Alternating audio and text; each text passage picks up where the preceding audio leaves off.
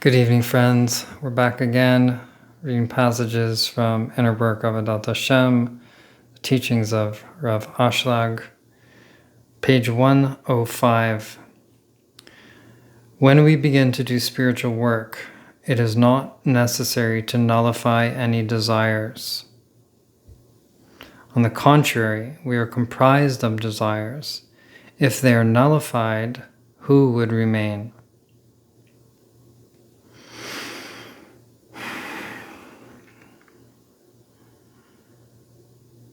Yeah.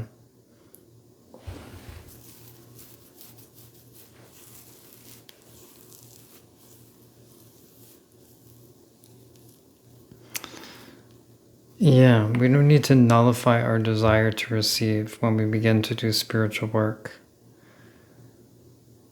because that would be sort of nullifying the self itself, right? It would be nullifying the vessel itself, because we are comprised of desires, because the vessel itself is lack and therefore is the desire to receive. So if we nullified our desire to receive completely, then there would be no one left, right? As we said last night, all giving is an aspect of the Creator. And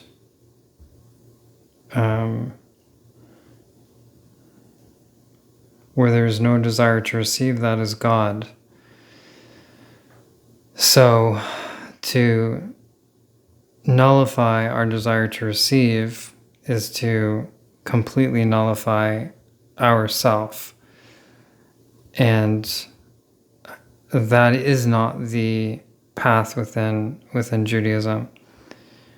We're here to transform our desire to receive to receiving in order to give pleasure to the Creator, so to speak, by fulfilling the purpose of creation, by doing and fulfilling our unique sacred purpose within that.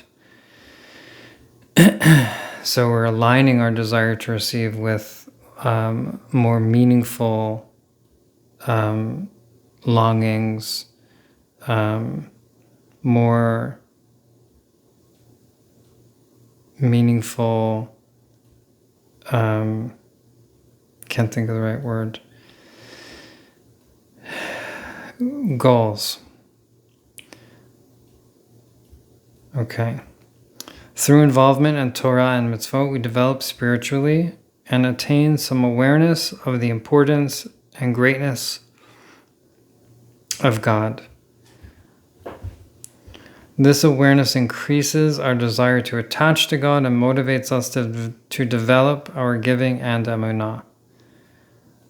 Right? So through involvement in Torah and mitzvot, through involvement in the spiritual practice of healing and awakening, we develop spiritually and attain some awareness of the importance and greatness of God. We recognize that there's a Creator. We recognize that there's a source of existence. We recognize that there is a direction for creation. There's inherent meaning. It's not a purposeless world. There was a sort of plan of creation, and then a plan for creation once it was created. In other words, there's an involution and there's an evolution. And the involution is the movement from Ein Sof, from nothingness and everythingness, infinite reality, down through a chain link system, which is called the Tree of Life, the Sefirot, to the finite world that we live in, a finite reality. That is involution, from infinite to finite matter. And then the returning process is evolution. It's the movement from matter developing consciousness and developing self-awareness and then God realization and returning back to a state of union with the divine, but with remaining a sense of separate self within the unity, the spiritual paradox.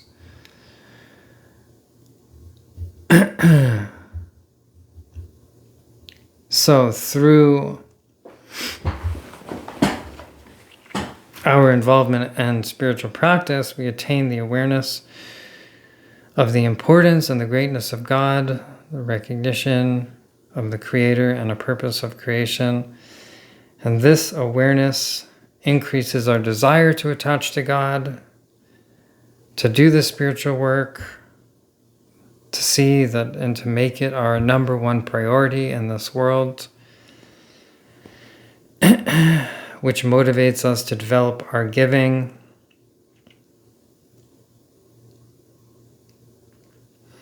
and our emunah, our embodied faith. We develop our giving through attaching to the Creator and working on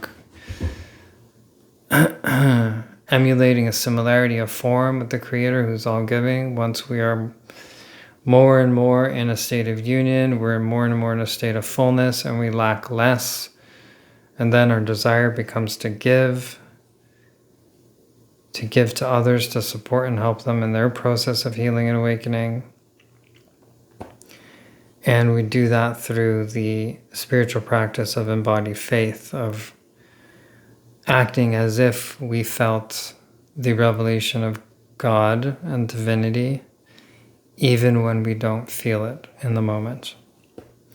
God created us to give us pleasure and enjoyment.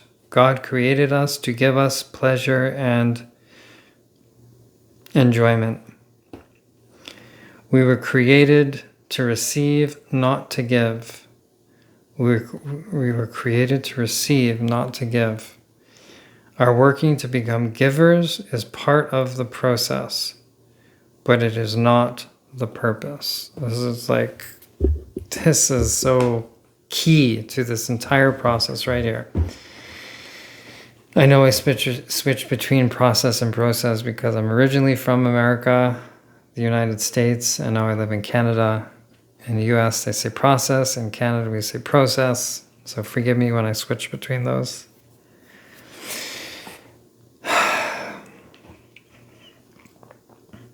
So, as we said, the purpose of creation, God created us to give us pleasure and enjoyment. That pleasure and enjoyment is union with the divine, experiencing ourselves as divinity, experiencing all life and all reality in every moment and every breath as divinity, God, breathing God. And we were created to receive this. Can't help but yawn at night. We were created to receive, not to give. We were created to receive. That is the purpose of creation, to receive all of the bliss from union with the divine. We're not created to give, because God is the giver and we are the creation. But our working to become givers is just a part of the process. Our working to become givers is part of the process. It's part of the refining process.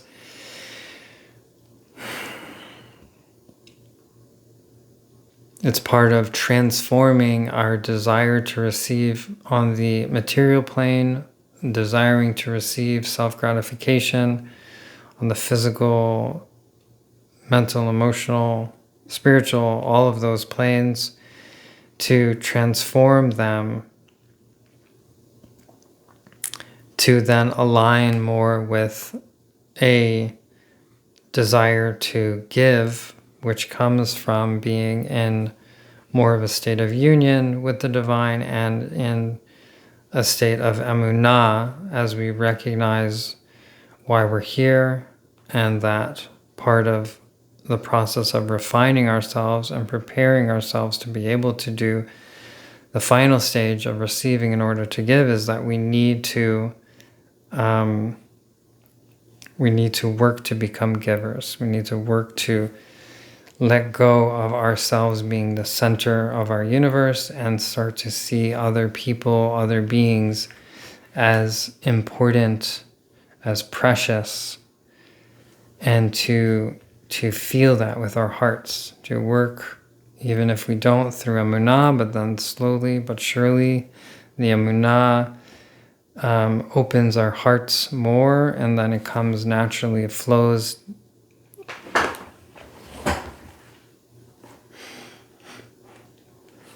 It flows genuinely from our hearts. So working to become givers is part of the process, but it is not the purpose. It's not the purpose. The purpose is to receive the greatest pleasure in all of creation, which is union with the divine.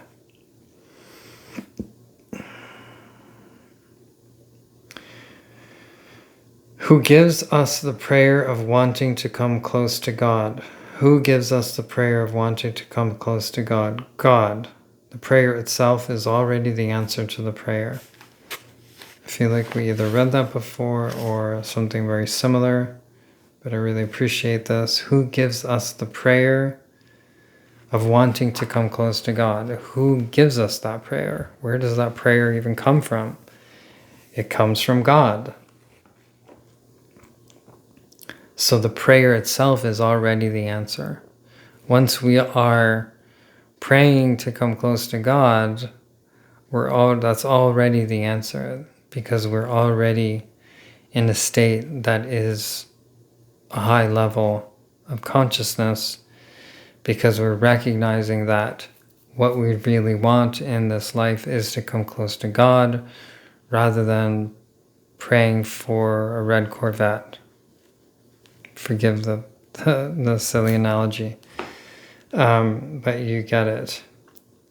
So who gives us prayer of wanting to come close to God? God gives us the prayer. So the prayer itself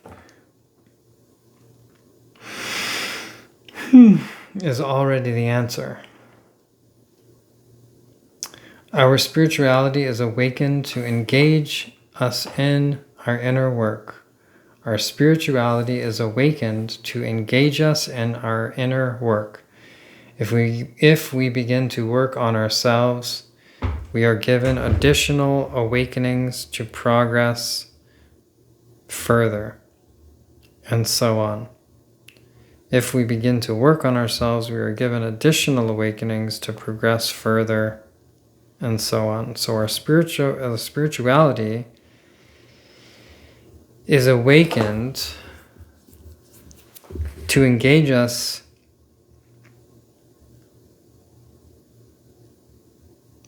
in our inner work. Our spirituality, spiritual energy, spiritual consciousness is awakened inside our being to engage us in our inner work. That's why the spirituality and the spiritual energy is there. It's there to inspire, to motivate, to activate us to engage in inner work, transforming our desire to receive, transforming our separate sense of self, our limited sense of identity, as we've been talking about. Who are you? What is your true identity? Do you identify just as your name and your role and your memory of how many years you lived on this earth? Or are you able and capable of identifying as something larger, something wider than that, something like life or creation? If I'm able to identify, expand my sense of identity just from Gabrielle to life or creation, then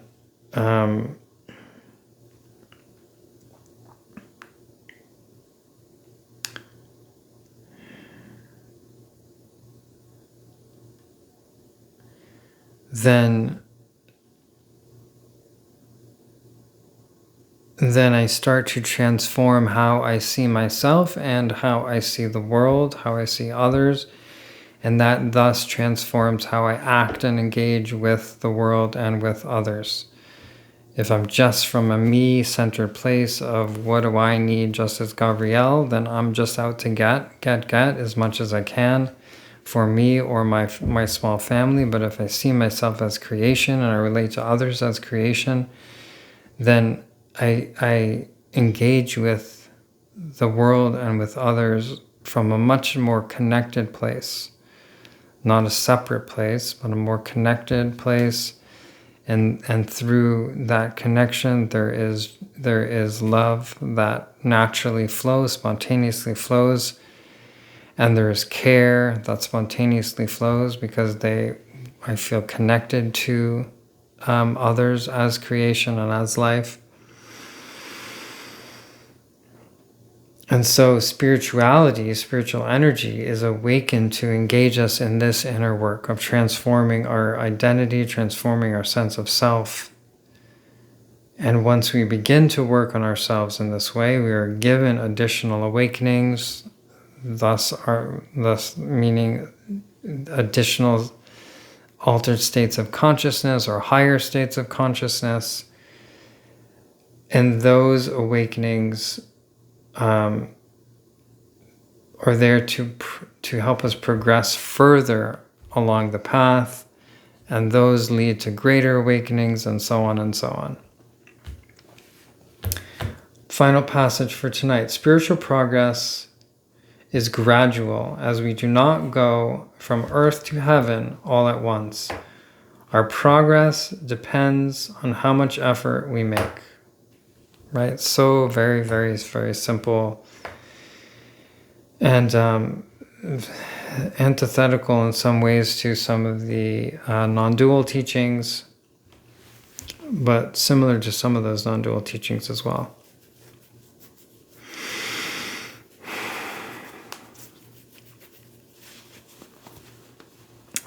So this is saying spiritual progress is gradual. Right? It's a gradual process of healing and awakening. We don't go from heaven to earth all at once with the snap of the fingers. We don't go from living in mundane separate self-consciousness to God-awakened consciousness with the snap of a finger. It doesn't happen all at once. It's a gradual process. And that progress, our progress, depends on how much effort we make. So if we make the spiritual development, spiritual transformation our number one priority, then we're putting forth a lot of effort, a tremendous amount of effort, that will then speed up our rate of spiritual growth and speed up our rate of healing and awakening, our development. If we make it as they call it, a Sunday church goer. Once a week, we spend an hour at church or a couple hours at synagogue, whatever it is. Then our development, if we're actually genuinely going to do service and prayer, our development will be much, much more gradual, much slower. If we don't do it at all, then we're basically paused. If we don't give any energy towards spiritual development, our spiritual development is paused and, God forbid, also going backwards and devolving, which is another topic we can talk about another time. But the basic point is spiritual progress is gradual. We don't go from where we are right now to an awakened stabilized, awakened consciousness overnight. And our progress all depends upon how much effort we are putting in, how much we are making spiritual practice of healing and awakening a priority in our lives, day to day and moment to moment. Have a wonderful night. We'll see you tomorrow.